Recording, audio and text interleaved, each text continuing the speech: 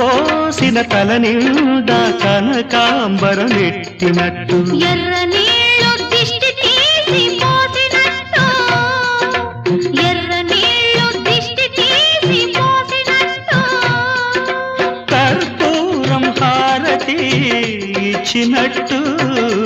ఆకాశం ఎందుకో పచ్చబడ్డది